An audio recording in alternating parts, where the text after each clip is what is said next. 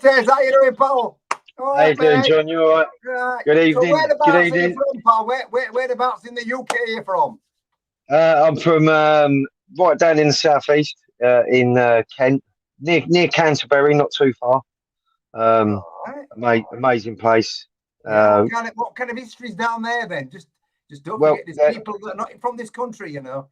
well, down in Canterbury, are quite a few people, if you're from the UK, know that in Canterbury, the Romans actually built the Canterbury city, which is quite a massive city. So it went through the histories really from Saxons into the Vikings, because the Vikings were given East Anglia um, in a period of time, and of course they mixed with the Saxons, so it was quite a big movement down here. And of course, when the Romans left Canterbury, it changed into more of a Saxon kind of village, but then it was raided by the Vikings, and so it goes through the history down here. Incredible history, pal. Incredible. Right, they tell us, what was your first machine then, Tez? My first machine was the Garrett Ace 150 with the standard coil on. Yeah. Which, what you got now? Come on. I'm using the Garrett Ace Apex with the Double D Raider coil. I like to use the Reaper coil, but the Raider coil at the moment is a go-to coil for me. So what kind of things have you been finding then?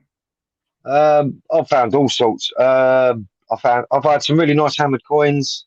When I first started off, normal silvers, a few little Romans here and there, but it was mostly silver coins. Everything dating from around about the 1200s all the way down to pre-decimal coins. As time's gone on, I've sort of like over the last year found some absolutely amazing stuff. Loads of Romans, loads of silver coins, Saxons, Vikings. Yeah. Have you got anything to show us? Some of your stuff, some of your finds. Well, yeah, I'll tell you what I've got. This one here. This is quite special. Not many people are probably going to be able to see this because it's kind of broken. You can see a top bit there, but that tiny little cross there, that cross is a Templar's cross, which goes on the bottom of a Templar's sword. Whoa. That's got to go to Flow. They've been on me for a while for that. Wow. Nice. I've got some. Nice, Des. I've got some Celtic staters, which are. Yeah, I think we can just about see it. Yeah, I can see it. I can see it, Des. I can see it. Can you spin it round and see the other side, Des? The other side has got a flying horse on the back. Yeah, bring it close as you can and tilt it up if we can see it. It's a little bit hard. My phone's a bit. It's a shame, yeah. Can't blind. I've had some silver. That's got a silver horse on the front. Yeah. Oh, nice. They're not too sure whether that's Viking or that's an actual Celtic unit. They're not too sure with that one. I'm still confused. But now this Roman was made in Rome, but bought when they invaded the UK. Yeah, I can see it's a Marcus Legend coin, that is. And there's a boat on the back. Bring it as close as you can and see what happens, and then tilt it up a touch. You can't see. Oh, I can see the outline of it, like a little boat type thing with a big sail. It's so hard to. Yeah, I think who's that then? Do you know which emperor's that? Yeah, that one there is it's a Marcus Legend coin, that is. Bear with me, here piece just about. But yeah, that's a Marcus Legend coin. That was 350 BC, and they brought that over when they first invaded the UK, which was Romans. This one's a really nice one that I found. You'll definitely make that one out. Oh yeah. And as you can see on the back, it's a 30s they call them. Yeah. Oh yeah, you can see that. All right. That was a cracking. I bet that blew your head off, didn't it? Eh? Yeah, that gave me a really, really big signal. I've got, depending on how big the Roman is, the bigger the coin, the bigger the signal is going to give you. So that big coin there was, I found that about a year ago now. So I think that was around about the 80s, the 85s, because it's quite a big. But with Romans, because they got tin in as well, you get a high toned as well. So with the Apex, there's loads of different tones in the background of certain tones. So it's a bit it's quite hard to remember what the exact signal was. But I've had some small Romans, some tiny little minims, which have been hard to find, which are so small like this. Yeah, these small ones, minimums. Yeah. Yeah. I've I've got loads of them. The one coin I did find, which when I found it, I thought it was the bottom of a can. I mean, this thing was really, really dark. But I took it to the jewelers and got it cleaned, and this is what it was. Oh, that is awesome, man! George, it's a 1776 pieces of 8. Oh, you are joking! What a beauty! Made in Peru. Big. I took that to the jewelers. It cost me £25 for them to clean it, and then Flo said Flo said you shouldn't have cleaned it. I see. Well, I'm glad you told me that. Yeah, I wanted to. I didn't know though, because it was I was new into it when I found this. So beautiful coin, isn't it? That's the biggest coin, the biggest silver coin I found. And who's the king then? The king on the front is Charles. Well, it's Calarius the Third, which is I believe is a Spanish king. Oh, it's a Spanish one. Of course. Yeah, it's a Spanish pieces of 8. Mate, it was stamped in Peru. The mint mark is for that one. And you found that down there? I found that because I live quite close to the coast. To see, they think when they back in the day, they reckon it might have it could have been dropped or something. Because I only ever found one. I've not found anything else like that or through that sort of age in that field. So that was that was a one-off. I did actually throw that because I thought it was a bit of a can. For some reason, something made me pick it back up. Because, of course, when I did, I was lucky I did pick it back up. Yeah, well, I've read him again, Ted. I've gone through sort of like down here. I've gone through Saxons. The coin was so mintily struck as if they just dropped it that day. Whoa. So they said because it's such in perfect condition, it's one that you might not get back. So some of them they got because when I found them ones when I found a certain amount of Romans when I was in a field at one point. But I've got this is my book. I've got about 3 books like this. Goes from silver hammered coins, quarter silvers, half hammers. I've even got galley half pennies in there, which are. I'm moving out. Definitely. I've found quite a few different coins, as I say, because it went through the times when the Vikings took over from the Saxons down here. The Saxons already had built certain places, and the Vikings moved in and just carried on building where they already was. So it just made it into a bigger place, and where they traded, the Vikings had their coins. And it just got traded in with the normal coins. And of course, that's how Viking coins get found. But down here in East Anglia, this is where the Vikings mainly had their kind of they were given East Anglia. East Anglia was actually given to them. So a lot more Viking stuff. But then you can find Viking stuff right up in Scotland. Like a mate of mine, he found a £2 million Roman horse, which. The poor man didn't get nothing from it because the person he found it with actually done a runner, jumped and took it all and ended up with nothing. But yeah, they found it together, and that's what happened. But it goes to show the Vikings that they could have been ended up anywhere and settled up anywhere. That it's just hard to find exactly where they was. But if they hadn't dug the fields out where I was, then I wouldn't have found all these coins that I've found recently. So, have you got any more finds you're going to show us, or what? I've got loads of finds. I've got coins like this. This is a William III half. I think this is a crown. I think, or it would be a crown or something. Yeah, it's a bit. Yeah, I've got loads like this. I've literally got so many. Fines. Hey, I tell you what about you. Have you got anything gold? It's a half guinea, but it's got a hole right through the middle where the plows hit it and literally folded it in half. And I left it folded. I've never opened it. I've had it for couple of years, and I found a couple of gold Kent staters, Oh, tiny little ones.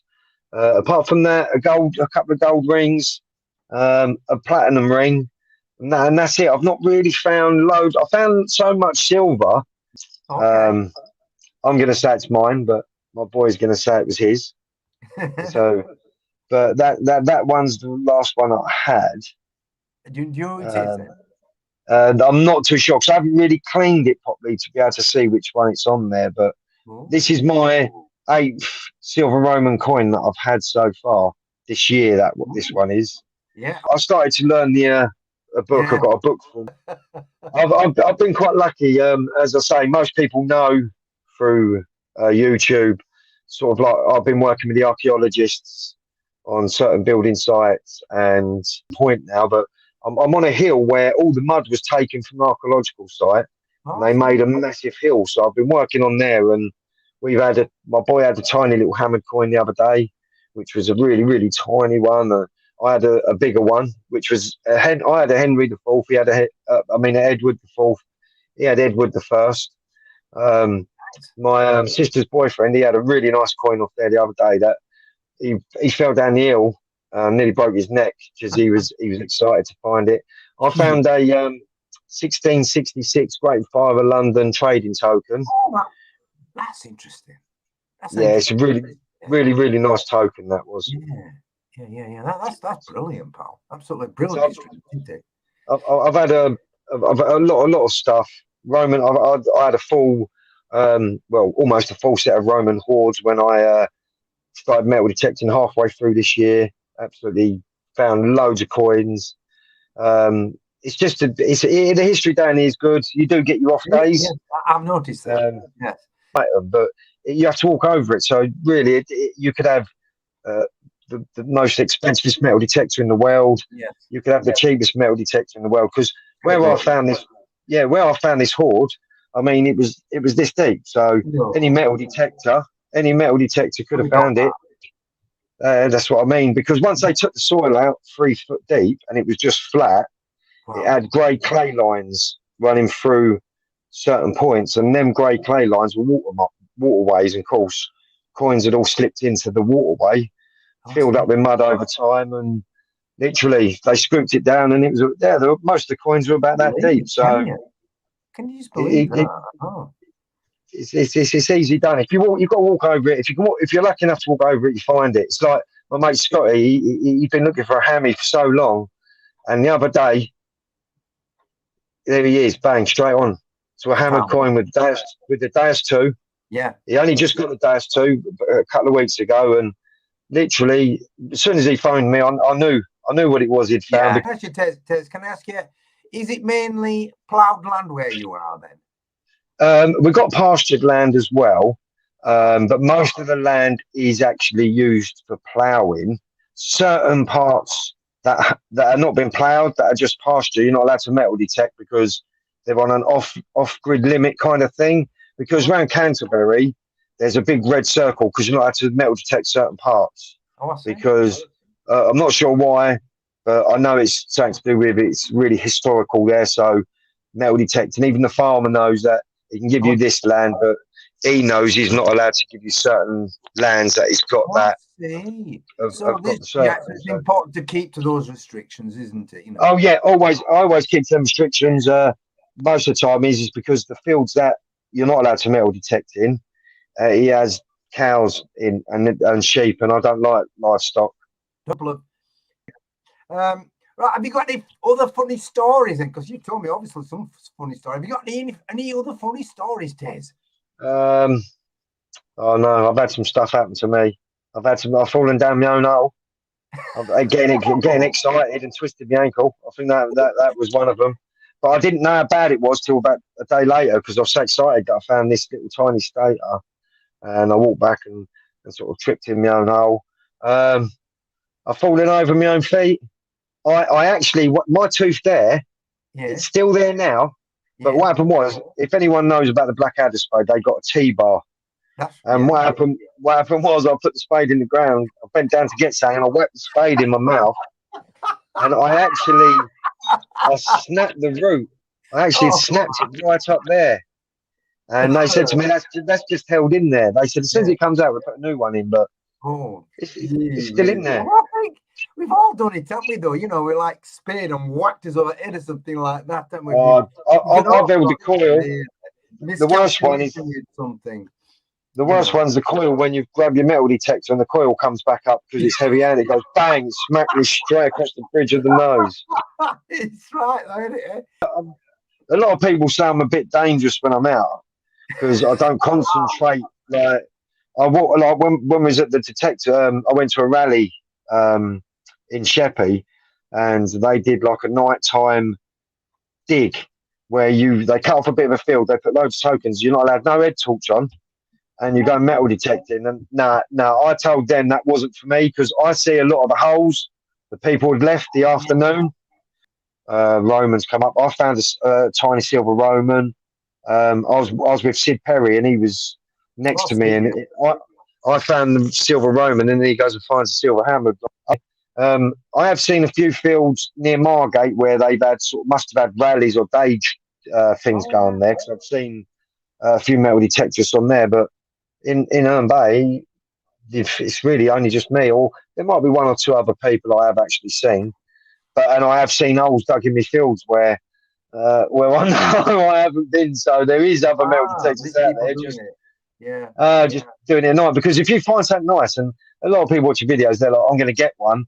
And they get one, they live close to you, and they're like, "I know where he went." I know where he is, and it's you know, they're not going to find everything, Tez. It's impossible. No, you know, that's right. As soon as the farmer, like in Kent, because we live so close to the sea, now most lands that are quite close to the sea, they get a lot of salt.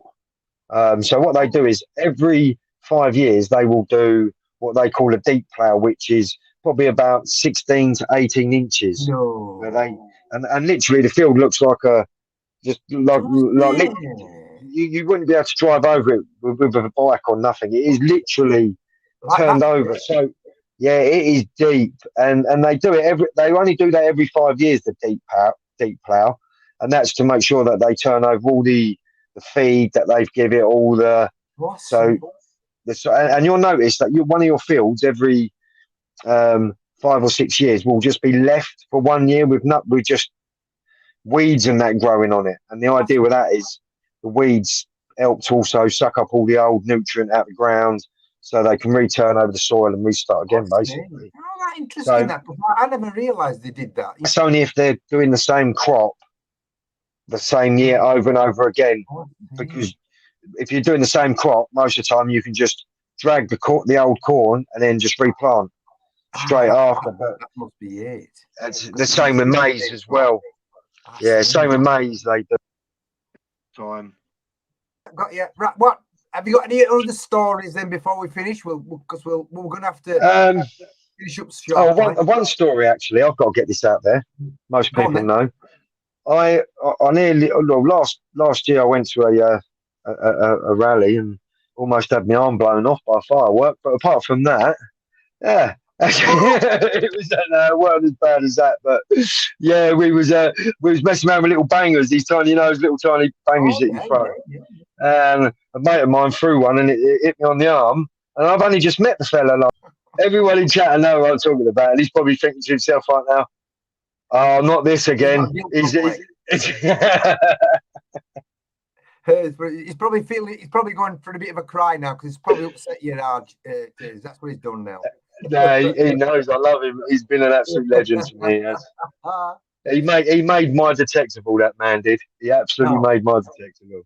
So he wasn't bonus meeting. But apart from that, I've got so many stories I can go on for months and months. Yeah, well, I suppose the best thing to do is to just come back on another update. Yeah, that's sound. It's been absolutely brilliant having you on, Paul. We've learned so much history.